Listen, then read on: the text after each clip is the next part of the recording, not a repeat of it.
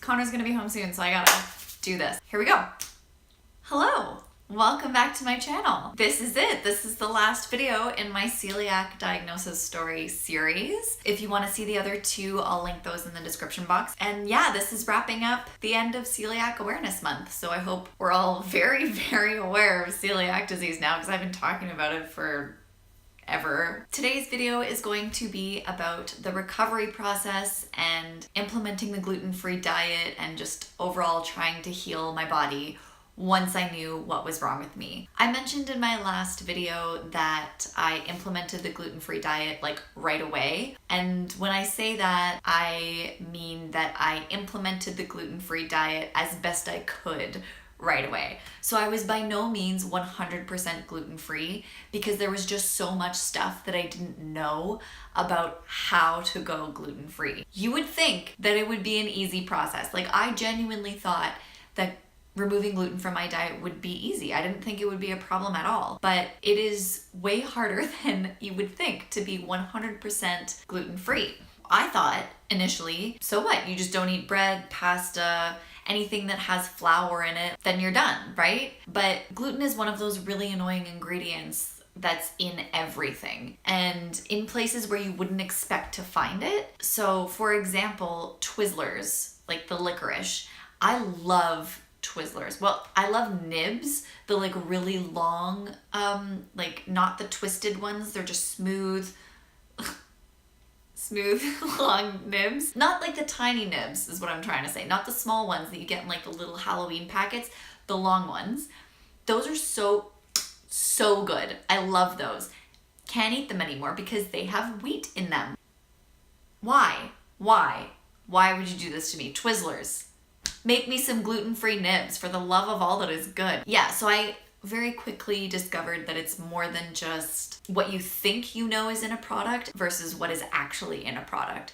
So I really had to get very good at reading every ingredient list on every item, and I literally don't touch something or put it in my mouth unless I can take the package and read the ingredients on it and know for myself that it's okay. So, and I'm sure anybody with celiac disease will tell you this, like we're all masters at reading ingredient lists. So I got good at that pretty quickly, so that was okay. But the thing that really tripped me up and the thing that I didn't get through my thick friggin' head right away was cross-contamination is a real thing. I genuinely did not believe that cross-contamination was real. And in hindsight, that was a bit dumb because everyone on the internet, any like celiac forum or whatever that you go to, everyone's talking about it. So duh, like why would I think that I'm special and that I'm exempt somehow from this thing that everyone is talking about? But I was just in disbelief. I was like, there's no way that a tiny trace amount of gluten could possibly trigger a reaction. I know. I got there eventually, but for a really long time I was just like, that can't be. So it happened very slowly and in stages that I came to realize that it is indeed a thing. So for example, one thing that kind of tipped me off was we had this wooden spoon, and apparently wooden cooking items like spoons or cutting boards or whatever, the wood really absorbs the food particles and it's really hard to clean it out properly. So like even if you put it in the dishwasher, so food from your previous life when you were still eating gluten can be trapped in your wooden spoon or your wooden cutting board. And then when you use it, you get sick. So I found that every time I cooked with this wooden spoon, I would get sick or I would like not feel well after eating. It was hard to say that I was sick because I was still feeling bad most of the time, but I would notice like an uptick in my symptoms or that I felt especially crappy. So I was like, well, this spoon might have something to do with it. So that went. And then we had like a pot with food burned to the bottom, you know, like you do. I'm a really bad cook. I like to have my food immediately. Like I want to have my food now, so I just like crank the heat up to max every time and then like burn stuff. It's a problem. I'm working on it, although I just had soup and I put it up to max. But anyways, back to the story. We had this pot with food burned to the bottom of it, and I noticed that every time we used that to cook, I would get sick. So eventually this kind of kept happening. Slowly it started to sink in yes, cross-contamination is a thing. I'm getting sick off these small traces amounts. I need to make a change here. And kind of around that time, Connor and I decided to make our apartment entirely gluten-free, just to make it easier, you know? I'm so grateful to him for doing that, by the way. Like, that was I think he even suggested making our house gluten-free. So that was really, really important and really huge, because I think it was a big turning point in my recovery, and I started to get much better much quicker once our home was gluten-free. So thank you, Connor, for doing that for me. And I would recommend, you know, if you've just been diagnosed, if you can, make your home gluten-free for sure. It's just like so nice to not have to be on guard and be worried when you're eating in your own home. So if you can, like, I understand, you know, if you have roommates, it might not be possible, but if at all possible, try and make your house gluten-free. You know, I've asked Connor about this. I've asked him, do you miss having gluten at home? Like, is it hard for you? And he says it's totally fine. He doesn't mind it at all, because he can still eat gluten when he goes out and stuff, right? He can go to a restaurant and order whatever he wants. He just can't have it here. So it's not a big deal for him. Like, he doesn't feel restricted at all, which is really nice. I'm very thankful. So we went about making our home gluten-free, which meant going through our cupboards and our fridge, and everything that I couldn't eat, we got rid of. I mean, we would like give it to friends and family or donate it. So it was out of our house. Then we went through and I like cleaned inside the cupboards and like deep cleaned the countertops, got rid of our old toaster, gave that away, and got a brand new, shiny, never been touched by gluten toaster, and really started with a clean slate. And I think that really, really, really helped me start getting better finally. Like, that's when I really started to notice improvements for real. It wasn't, oh, I think I feel all right today. It was like, yes, I'm definitely starting to feel better.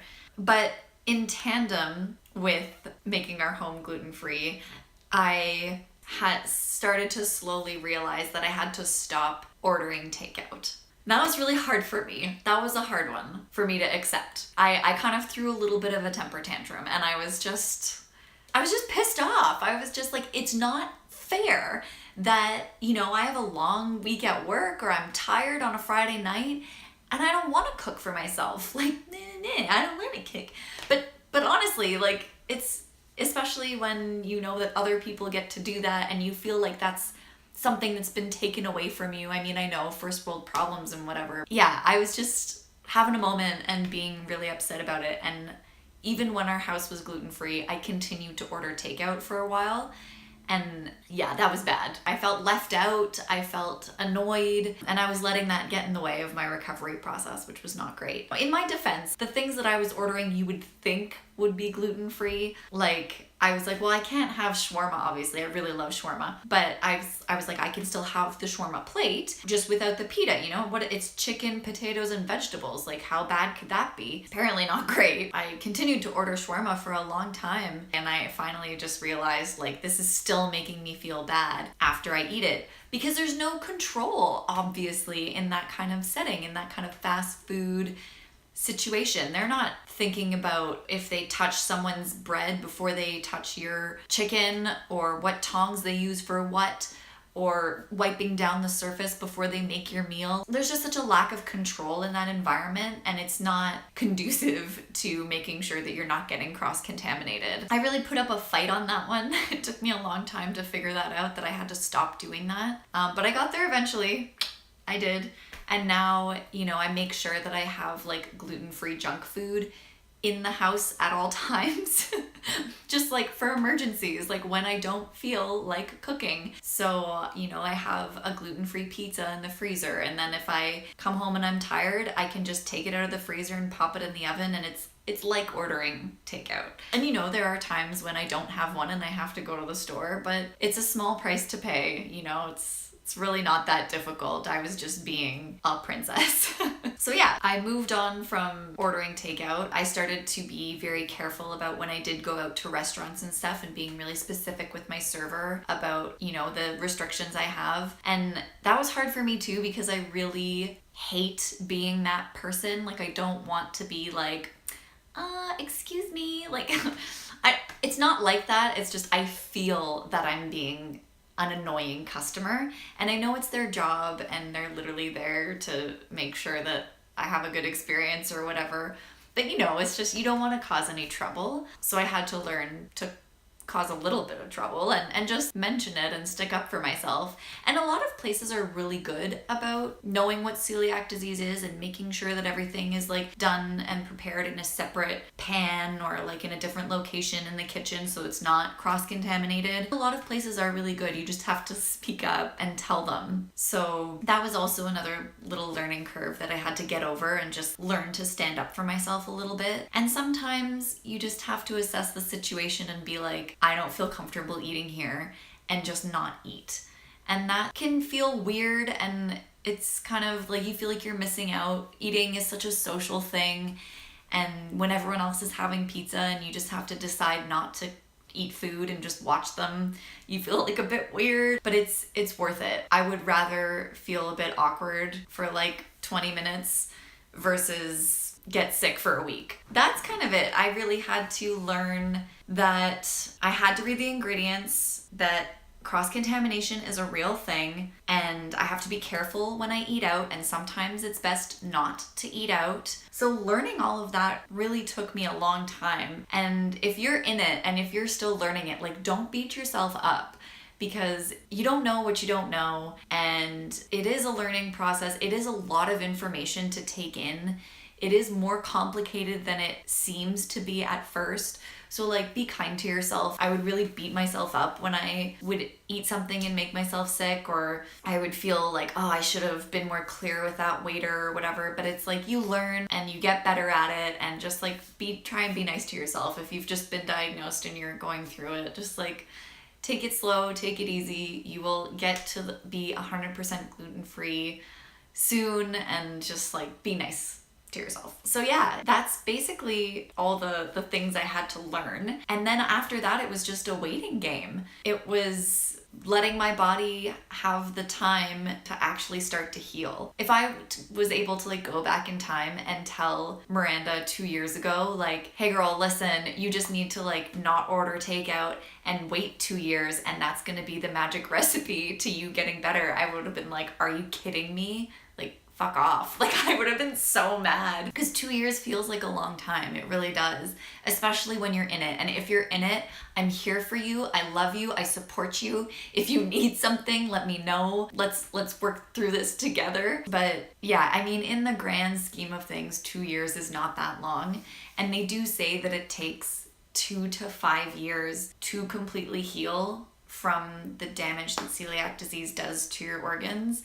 So I don't know why I thought that I should have been healed in under that time. Like, I don't know, I just think I'm special, I guess. It's a millennial thing. And I just thought, well, I'm not eating gluten, so I should feel better instantly. And it's just, that's not how it works. So yeah, it's really only been in the last 2 to 3, maybe 4 months that I've started to feel really good. And it's been 2 years since I was diagnosed. So I'm not fully done, but I'm feeling pretty damn good. I don't get bloated nearly as bad as I used to. I still do get bloated, obviously. I think everyone bloats. I think that's a normal thing. You know, at the end of the day, when I go to bed, I have a bloated tummy and a food baby, but I wake up in the morning and like it's gone down and I feel good. And that never used to happen to me. I spent a long time thinking that I was just gonna be that way, like be bloated 24/7 forever. I was just like, this is just my life now. This is just how I have to live.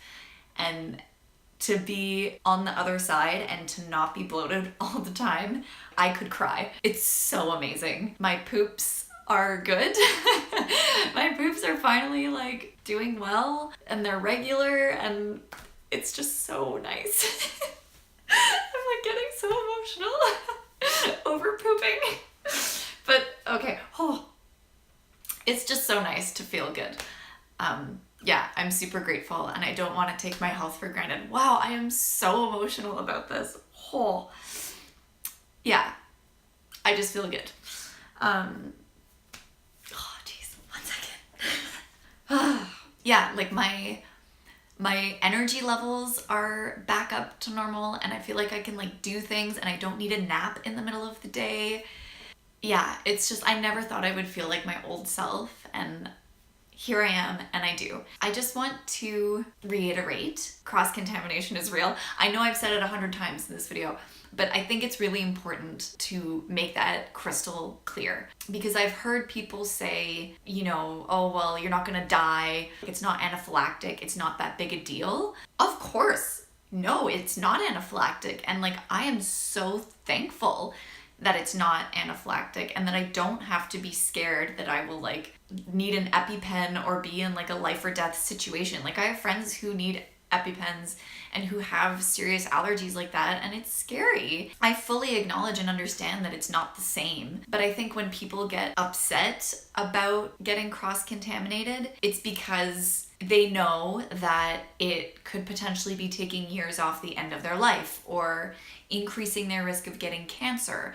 And that is scary. So it's not just an upset tummy. Since I've been feeling better in the last couple months, and since I've been feeling really good, when I do get cross-contaminated, it is super noticeable now. Because before, I was just kind of feeling bad all the time. So it's hard to notice when you feel worse, like if that's your baseline. But now my baseline is like up here. So when I get sick, it's really noticeable. Like, there's a steep decline. So just for instance, the last time I got cross-contaminated, Connor and I were eating spring rolls, and he had recently eaten a poutine. So that has gravy with flour in it, right? And he took a bite of spring roll, dipped it in the sauce that we were sharing, like double dipped in the sauce, and just him double dipping in the sauce made me sick. I'm still shocked that that is a thing, but here we are. Yeah, he double dipped in it, and then I ate from that same sauce, and just the presence of his gluten-y spit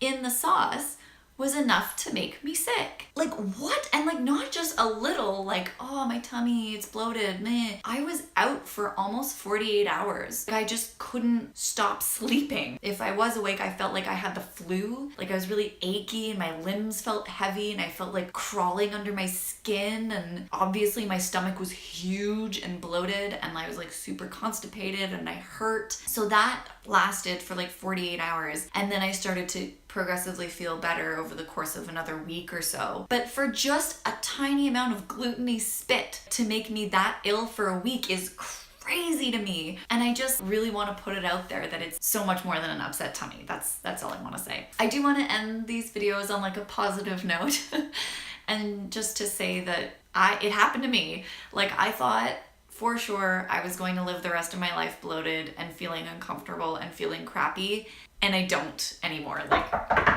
knock on wood, I feel so good. I just want to hopefully provide some hope to anyone who potentially stumbled across this video and is struggling. If you are struggling, please feel free to reach out to me. You can like DM me on Instagram or something. I'll like leave my handle down below. I just want to provide support because I know how hard it is and I know how scary it can be. So I just want to send love from me to you. I think that's it. I think this is the end of the celiac series. I will not talk about celiac disease on my channel for a while now because I feel I've thoroughly exhausted the subject. I will be coming at you very soon with a fitness update video. I hope these were helpful. I hope they were entertaining, and happy Celiac Awareness Month. So thanks so much for watching, and I'll see you next time. Bye.